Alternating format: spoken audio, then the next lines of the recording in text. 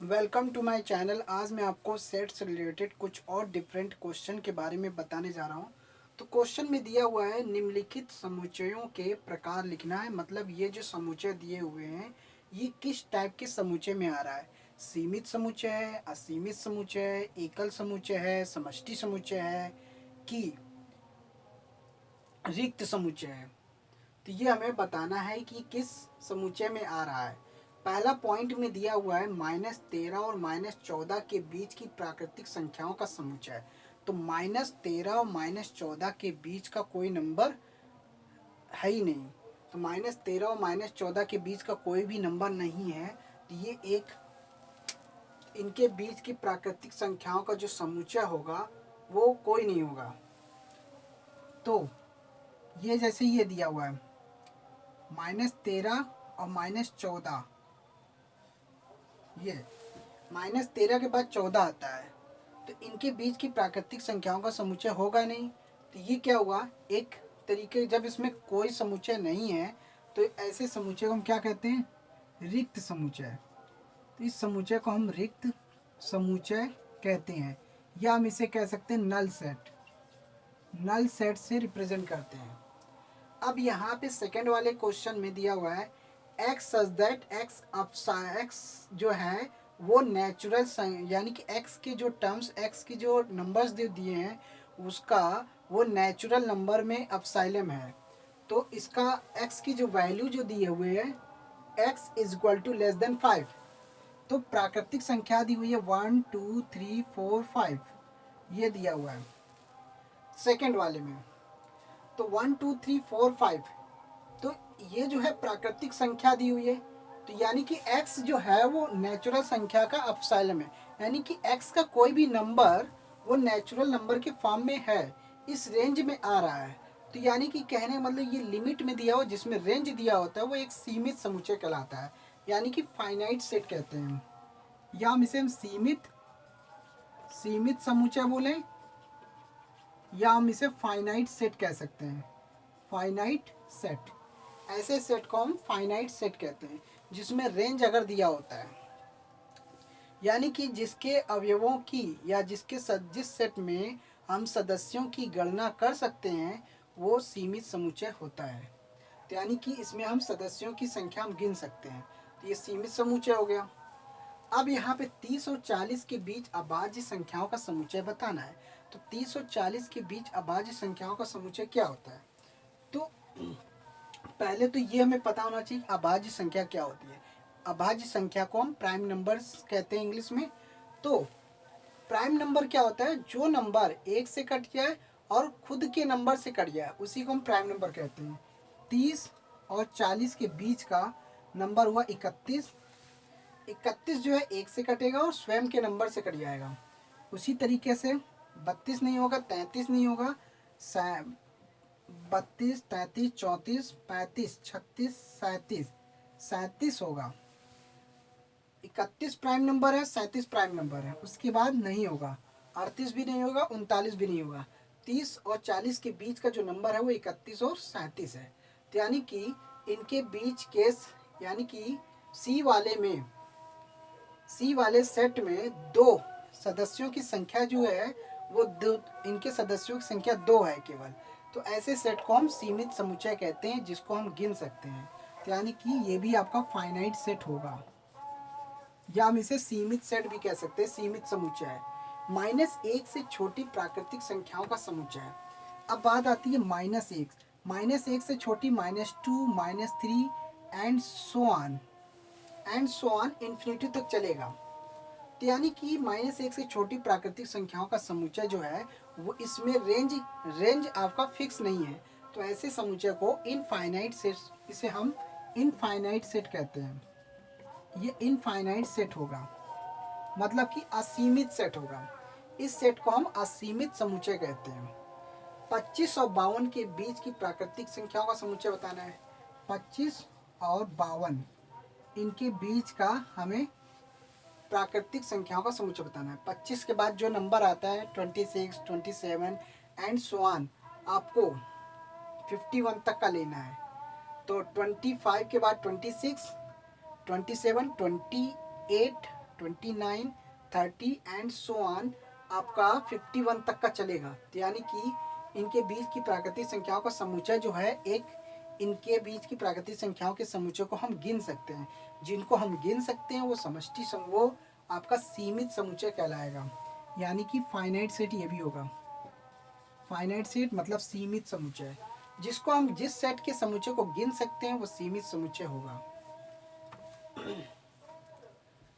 अब एस जो एस, ये एस का एक सेट है जिसमें पी सच दैट, पी शब्द जो है एक, पी एक ऐसा शब्द है जिसमें परमानेंट का एक अक्षर है। परमानेंट का एक अक्षर है, मतलब पी शब्द से एक शब्द निकला है, यानी कि पी फॉर परमानेंट। तो पी शब्द से एक, मतलब पी अक्षर से एक, पी अल्फ़ाबेट से एक अक्षर बना है वो परमानेंट।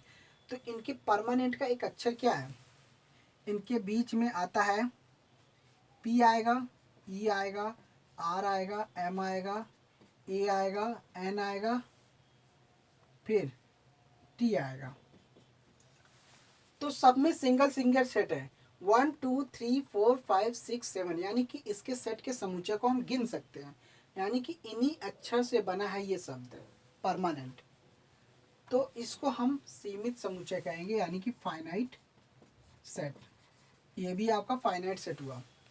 अब x, x की जो वैल्यू है वो 4 से छोटी है, तो यानी कि 1 2 3 4 से छोटी है।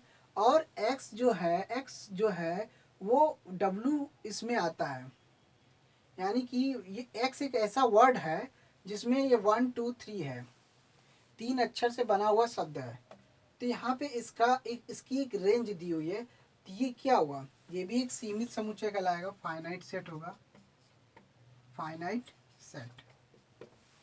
तो मतलब x का एप्सिलॉन जो है ये इस w में आता है, w में आ रहा है, तो इसका w जो है वो 1 2 3 है, 1 2 3।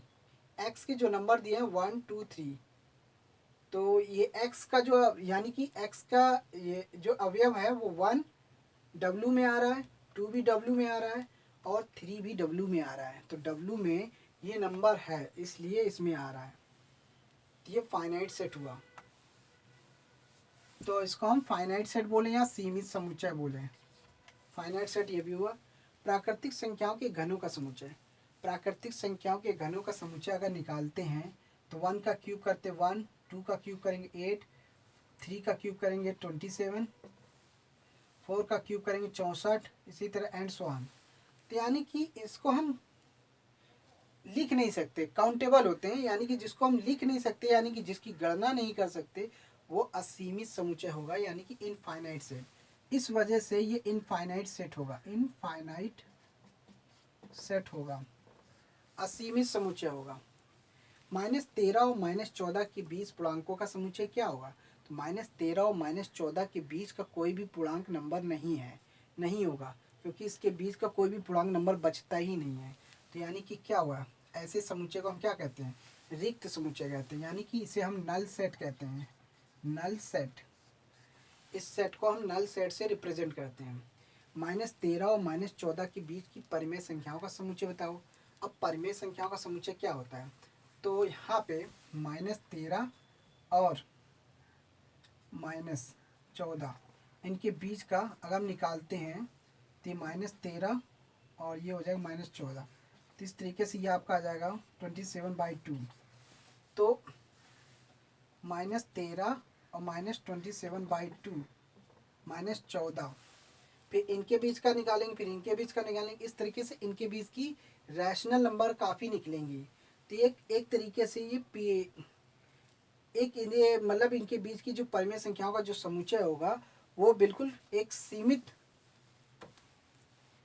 नहीं है। ये एक तरीके के इनके बीच की जो भी रैशनल नंबर होगी वो असीमित ही होगी। तो ये ऐसे सेट को इनफाइनाइट सेट से रिप्रेजेंट करते हैं, इनफाइनाइट सेट।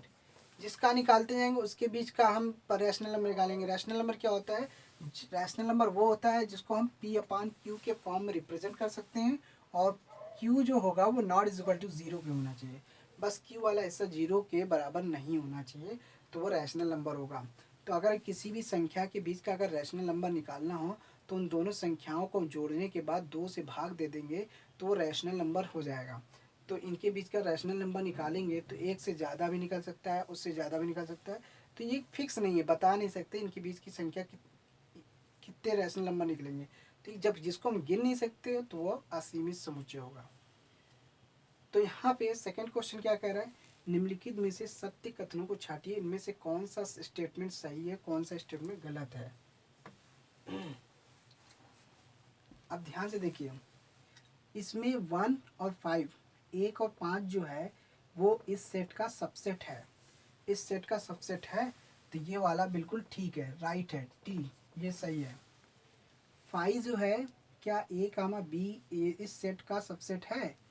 किसी भी सेट में, हर सेट में एक नल सेट जरूर होता है। तो यानी कि 5 जो है इस सेट का समुच्चय, इस सेट का उप समुच्चय, इस सेट का सबसेट होगा। तो ये भी सही है, ट्रू। अब x कामा वाई और x कामा वाई ये, तो दोनों जो हैं एक उचित उपसमुच्चय नहीं है, क्योंकि दोनों का सेट जो है एक दूसरे के इक्वल आ रहा है। तो ऐसे जब दोनों सेट आपस में जब इक्वल होते हैं तो ये सबसेट नहीं होता, उचित सबसेट नहीं है। तो यानी कि इसे हम उचित उपसमुच्चय नहीं कहेंगे। तो ये आपका सही है, इस सिंबल को उचित उपसमुच्चय से रिप्रेजेंट करते हैं। तो ये आपका सेट सही है, ट्रू है। अब यहाँ पे ये जो सेट ए है, ये जो ए सेट है, A B C, A B C ए का सुपर सेट है। तो जब भी सुपर सेट होता है तो इस सिंबल को रिप्रेजेंट करते हैं। तो ये आपका ये भी सही है, ट्रू है। अब 1 2 3 सब सुपर सेट 1, क्या 1 जो है 1 2 3 का सुपर सेट है, नहीं है। तो ये आपका फॉल्स होगा, ये गलत है। तो 4 स्टेटमेंट आपके सही हैं, लास्ट वाला स्टेटमेंट रॉन्ग है। तो हमें सिर्फ सत्य, हमें सिर्फ ट्रू स्टेटमेंट को ही छांटना था। फॉल्स स्टेटमेंट आपका 5वां वाला है। तो ये कंडीशन को फॉलो नहीं कर रहा है, क्योंकि 1 2 3 जो है 1 का सुपर सेट हो सकता है, लेकिन 1 जो है 1 2 3 का सुपर सेट नहीं हो सकता, क्योंकि 1 जो है इसमें आ रहा है, 1 2 3 में आ रहा है। तो कहने का मतलब सेट्स में क्या होता है, सीमित समुच्चय, असीमित समुच्चय और रिक्त समुच्चय, समष्टि समुच्चय। तो बहुत सारे ऐसे होते दिए इसमें सेट जो दिए हुए हैं। तो अलग अलग टाइप के जो सेट होते हैं उसे हम ऐसे इस टाइप से स्टेटमेंट दिया होता है, उसमें से हम छांटना होता है कि कौन सा स्टेटमेंट सीमित है, कौन सा असीमित है, कौन सा सिंगल सेट है। सिंगल सेट को सिंगलेटन सेट कहते हैं, यानी कि एकल सेट होता है, एकल समुच्चय, और नल सेट और समष्टि समुच्चय। तो ये हमें छांटना होता है। तो जिसकी संख्या, जिस सेट के सदस्यों की गणना हम कर सकते हैं वो सीमित समुच्चय में आएगा, जिस सेट के सदस्यों की गणना नहीं कर सकते वो असीमित समुच्चय में आएगा, और जिस सेट में केवल एक सेट होता है उसे हम कहते हैं सिंगलेटन सेट कहते हैं, यानी कि एकल समुच्चय कहेंगे। और जिस सेट के अवयवों की संख्या कुछ भी नहीं होती है उसे हम नल सेट कहते हैं, यानी कि रिक्त समुच्चय कहते हैं। और जिस सेट में निश्चित समुच्चय होते हैं उसे हम समष्टि समुच्चय कहते हैं। तो ये पिछली वीडियो में तो मैंने बताया था कि सबसेट और सुपरसेट क्या होता है, तो उसके आधार पर ये मैंने ट्रू फॉल्स बताया। तो उम्मीद है आपको ये समझ में आ गया होगा। Thanks for watching my video. धन्यवाद।